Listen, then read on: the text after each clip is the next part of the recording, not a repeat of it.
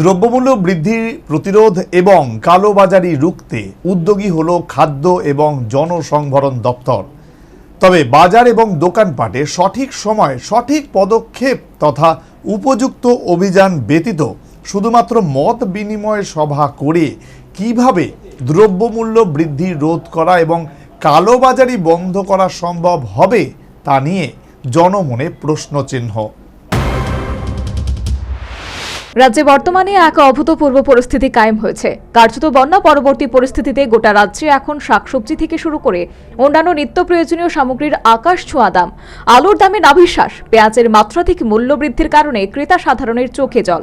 এই পরিস্থিতিতে দ্রব্যমূল্য বৃদ্ধি প্রতিরোধ এবং কালোবাজারি রুখতে উদ্যোগী হল রাজ্য খাদ্য ও জনসংভরণ দপ্তর। সেই লক্ষ্যে এখন থেকে মার্চেন্ট অ্যাসোসিয়েশন, বিভিন্ন বাজার কমিটির প্রতিনিধি ও রেশন ডিলারদের নিয়ে জেলাভিত্তিক মতবিনিময় সভা করার উদ্যোগ গ্রহণ করেছে রাজ্যের খাদ্য ও জনসংভরণ দপ্তর। যদিও এই ব্যাপারে এর আগে এই ধরনের রাজ্যভিত্তিক মতবিনিময় সভা করা হয়েছে, এর প্রভাব বা বাজারে এর প্রতিফলন কতটুকু কি পড়েছে বা সাধারণ মানুষ কতটা উপকৃত হয়েছেন তা ভুক্তভোগীরাই ভালোই বলতে পারবেন। যাই হোক, এর মধ্যে শনিবার থেকে শুরু হলো এই ধরনের জেলাভিত্তিক মতবিনিময় সভা। এর পরিপ্রেক্ষিতে শনিবার অনুষ্ঠিত হলো পশ্চিম জেলার বিভিন্ন মহকুমা শাসক, এসডিসি, মার্চেন্ট অ্যাসোসিয়েশনগুলির প্রতিনিধি, বাজার কমিটিগুলির প্রতিনিধি এবং রেশন ডিলারদের নিয়ে মতবিনিময় সভা। রবীন্দ্র শতবার্ষিকী ভবনে এই মতবিনিময় সভা অনুষ্ঠিত হয়। সভায় খাদ্য ও জনসংভরণ দপ্তরের আধিকারিক ও অন্যান্য কর্তা ব্যক্তিদের পাশাপাশি উপস্থিত ছিলেন খাদ্য দপ্তরের মন্ত্রী সুশান্ত চৌধুরী।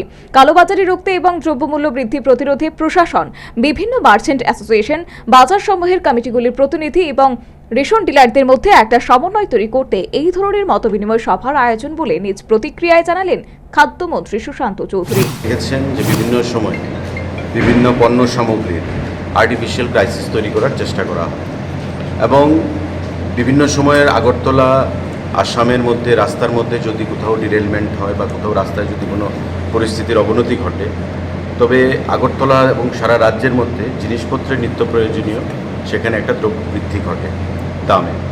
তো সেটাকে যাতে না ঘটে তার জন্যে প্রশাসন এবং আমাদের যারা রেশন শপ ডিলার, আমাদের যারা বাজারের যারা মার্চেন্ট অ্যাসোসিয়েশনের বিভিন্ন বাজারের যারা কমিটির পদাধিকারীরা রয়েছেন তাদের মধ্যে একটা সমন্বয় সাধন করা এবং একে অপরের সঙ্গে সহযোগিতার মাধ্যমে, আন্ডারস্ট্যান্ডিংয়ের মাধ্যমে যাতে আমরা নিত্য প্রয়োজনীয় জিনিসের মূল্য সামগ্রী সেখানে কন্ট্রোলের মধ্যে রাখতে পারি দামগুলো, সে বিষয়ে আমাদের এই আক্ষরিক অর্থে বাজারে শাকসবজি এবং সার্বিক দ্রব্যমূল্য বৃদ্ধিজনিত কারণে গোটা রাজ্যবাসী বর্তমানে অভূতপূর্ব সংকটের সম্মুখীন।